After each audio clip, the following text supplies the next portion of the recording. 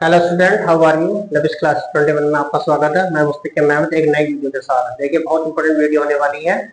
आज की जो वीडियो है वो 30 क्वेश्चन है आपके विकल्प हैं, जो विकल्प टाइप क्वेश्चन है आपके, और जो भी हर एग्जाम में हर परीक्षा में सबसे ज्यादा मालूम किए जाते हैं और 10th क्लास के लिए बहुत इंपॉर्टेंट है, और 10th क्लास से अदर एग्जाम्स के लिए बहुत ही इंपॉर्टेंट है, बेसिक साइंस के लिए। और बहुत ही इंपॉर्टेंट क्वेश्चन होने वाले हैं। देखिए, पहला क्वेश्चन हमारा क्या है, नौशादर का रासायनिक सूत्र है। नौशादर का रासायनिक सूत्र क्वेश्चन नंबर 1 है। इसमें दे रखा पहला ए NaCl, बी Na2CO3, और सी Na2SO4, और डी है इसका हमारे पास NH4Cl है। हमारे पास NH4Cl है, तो इसमें बताना है NaCl क्या है, सोडियम क्लोराइड है, जबकि Na2CO3 सोडियम कार्बोनेट है, और जबकि Na2SO4 क्या सोडियम सल्फेट है, जबकि NH4Cl क्या अमोनियम क्लोराइड है। यानी कि नौशादर का दूसरा नाम जो है वो अमोनियम क्लोराइड है। इसका मतलब पहले क्वेश्चन का जो रासायनिक नाम बताना है इसमें, यानी केमिकल फार्मूला जो है वो NH4Cl, यानी कि इसका डी पार्ट सही है। तो यहाँ पहले क्वेश्चन नंबर का डी हो गया आपका। यहाँ लिख सकते हैं, यहाँ पे ऐसा NH4Cl, ये मेरे पास पहला क्वेश्चन हो गया। क्वेश्चन नंबर 2 देखिए आप इसमें। क्वेश्चन नंबर 2 का आंसर देखेंगे आप। व्यंजक चूर्ण पर, व्यंजक चूर्ण है आपका COCl2 होता, CaOCl2।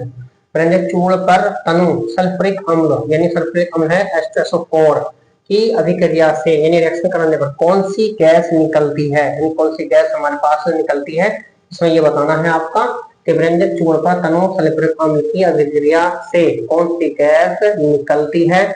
नंबर ए पर है आपके पास H2, बी पर है O2, और सी पर है Cl2, और डी पर है CO2, यानी carbon dioxide, chlorine, oxygen, hydrogen. इनमें से एक सही है आपका। तो इसका ऑप्शन जो है वो सी सही है। जब इसमें क्रिया कराते हैं तनु H2SO4 से, तो हमारे पास Cl2 क्लोरीन गैस निकलती है, यानी कि इसका ऑप्शन है आपका सी, यानी कि Cl2। उसके बाद देखिए आपके पास खाने के सोडे का रासायनिक सूत्र है। जो खाने का सोडा है उसका केमिकल फार्मूला बताना आपको इसमें।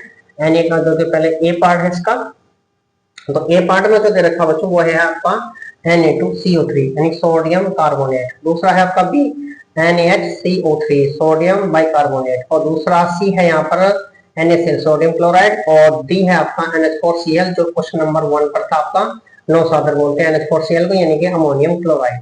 तो इसमें से जो ऑप्शन सही होगा खाने के सोडे का वो है NaHCO3, इसका मतलब है बी पार्ट इसका सही हुआ आपका। यानी क्वेश्चन नंबर 3 का जो आंसर है वो है बी पार्ट, यानी कि NaHCO3, ये इसका आंसर हुआ। क्वेश्चन नंबर 4 का आंसर देखिए आप इसमें। क्वेश्चन नंबर धावन सोडा का रासायनिक सूत्र है, यानी कि धावन सोडा का केमिकल फार्मूला बताना है इसमें। ए पार्ट पर है आपका Na2CO3 10H2O, और दूसरा है NaHCO3, और सी पर है NaCl, और डी पर है NH4Cl। बहुत इंपॉर्टेंट क्वेश्चन है आपके ये, बहुत ही ज्यादा इंपॉर्टेंट क्वेश्चन है आपको, जो बोर्ड में जाकर मालूम किए जाते हैं। तो धावन सोडा का जो रासायनिक केमिकल फार्मूला होता है इसका ए पार्ट सही है, यानी कि Na2CO3 10H2O, यानी कि इसका ए ऑप्शन सही हुआ आपका। है ना, Na2CO3 10H2O, ये इसका सही फार्मूला हो गया। 4 क्वेश्चन थे जो केमिस्ट्री से लिए गए थे, यानी कि रसायन विज्ञान से दिए गए। अब इसमें अगले क्वेश्चन जो है वो बायोलॉजी का है। इसमें जल में घुलनशील होता है, यानी जल में कौन सा विटामिन घुलनशील है वो बताना है इसमें। पहला ऑप्शन है इसमें विटामिन ए, दूसरा है आपका बी पार्ट में है विटामिन डी, और सी है इसमें विटामिन के, और डी है आपके पास विटामिन सी। तो जल में घुलनशील जो हमारे पास विटामिन होता है वो विटामिन सी होता है, इसका ऑप्शन है सी आपका। तो क्वेश्चन नंबर 5 का जो आंसर हुआ वो आपका डी पार्ट यहाँ, यानी कि विटामिन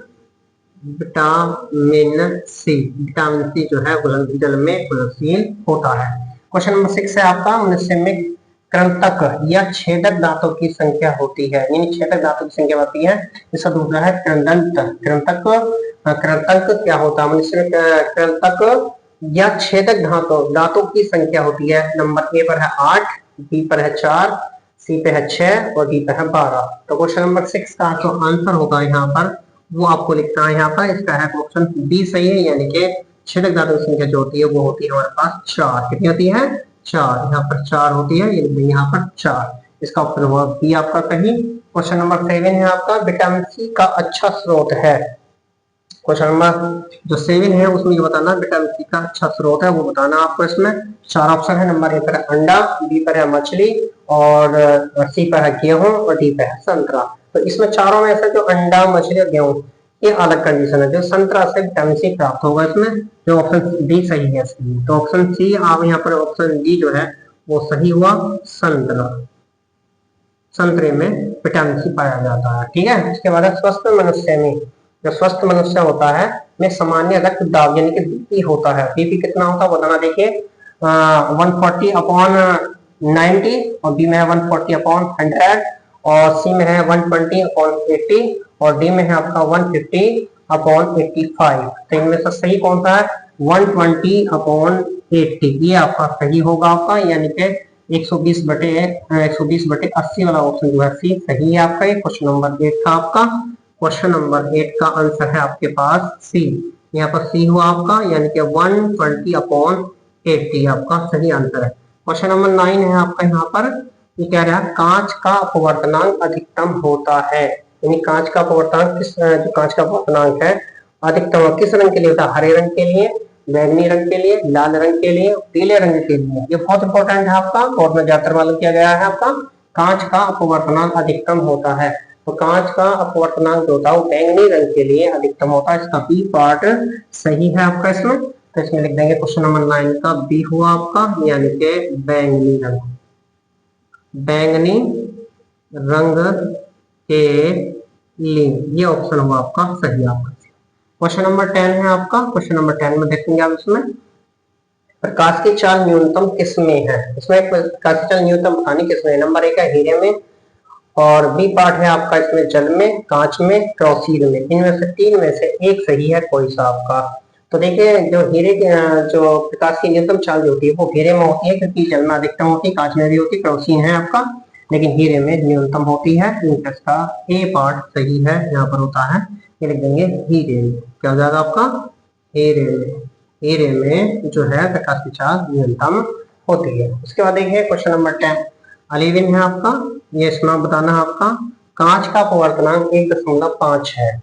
वायु में प्रकाश की चाल दे रखी है 3×10⁸ मीटर पर सेकेंड। कांच में प्रकाश की चाल होगी 2.25×10⁸ मीटर पर सेकेंड। बी पार्ट है 3×10⁸ मीटर पर सेकेंड, और सी पार्ट है इसका 2×10⁸ मीटर पर सेकेंड, और डी है 4.5×10⁸ मीटर पर सेकेंड। इसमें से एक सही है ऑप्शन आपका। तो इसके लिए हमारे पास जो क्वेश्चन नंबर है हम बार वाला है b बराबर c/n लगा देंगे। b बराबर c/n फार्मूला लगाएंगे आपका। ये क्वेश्चन नंबर 11 का सोल्यूशन है। यहाँ पर सोल्यूशन देख लीजिए। इसमें c का मान है आपके पास 3×10⁸ है ना, 10⁸ है बटे 1.5। n का मान है 1.5, यानी इसमें जो हमका n का मान है वो 1.5, जबकि निर्वात में प्रकाश की चाल जो है वो 3×10⁸ मीटर पर सेकेंड दे रखी है। तो सी का मान हो गया 3×10⁸ हुआ आपका। ठीक है, 3×10⁸, और इसका जो हुआ n का मान हुआ 1.5। जब इस वाले पॉइंट को हटाएंगे तो यहाँ पर क्या हो जाएगा आपका 30 हो जाएगा। कितना हो जाएगा? 30 हो जाएगा। और 15×15 15×2 30, यानी कि आ गया 2×10⁸ मीटर पर सेकेंड। यानी कि ऑप्शन जो हुआ हमारा वो सी सही हुआ। इसमें ऑप्शन सी सही होगा यहाँ पर, यानी ऑप्शन सही है इसका। तो यहाँ पर सी लिख देंगे आपका 2×10⁸ मीटर पर सेकेंड। ये आपको क्वेश्चन नंबर 12 देखिए। क्वेश्चन नंबर 12 में क्या कह रहा है? 50 सेंटीमीटर फोकस दूरी वाला उत्तल लेंस की क्षमता होगी। इसमें क्षमता बतानी है। तो देखिए हमारे पास जो क्वेश्चन नंबर 12 है आपका, उसमें क्या लगाएंगे? क्षमता निकालनी है आपको। क्षमता P बराबर हो जाएगी 100/f। 100/f क्योंकि फोकस दूरी सेंटीमीटर में है, तो ये हो जाएगा 100/ हमारे पास हो जाएगा 50। कितना है? 50 है हमारे पास। तो 50×100 यानी कि प्लस का 2d। अब इसमें देखो कौन सा आ रहा है प्लस का 2d। पहला है ए ऑप्शन माइनस का 2d, बी है आपका प्लस का 2d, सी है आपका 0.02d, और डी है माइनस का 0.02d। तो इसका ऑप्शन जो हुआ आपका वो बी सही हुआ आपका यहाँ पर। तो यानी कि इसका आएगा आपका बी ऑप्शन, यानी कि प्लस का 2d। ये आ गया 2 डायोप्टर, यानी 2 डायोप्टर हुआ। लास्ट क्वेश्चन आपका 13 क्वेश्चन है आपका। इसमें कह रहा है एक व्यक्ति अपने चश्मे में 20 सेंटीमीटर की फोकस दूरी का एक उत्तल लेंस प्रयोग करता है। यानी एक व्यक्ति है व्यक्ति अपने चश्मे में जो है 20 सेंटीमीटर फोकस दूरी का एक लेंस प्रयोग करता है, तो इस लेंस की क्षमता होगी, इस लेंस की क्षमता बतानी है आपको इसमें, है ना।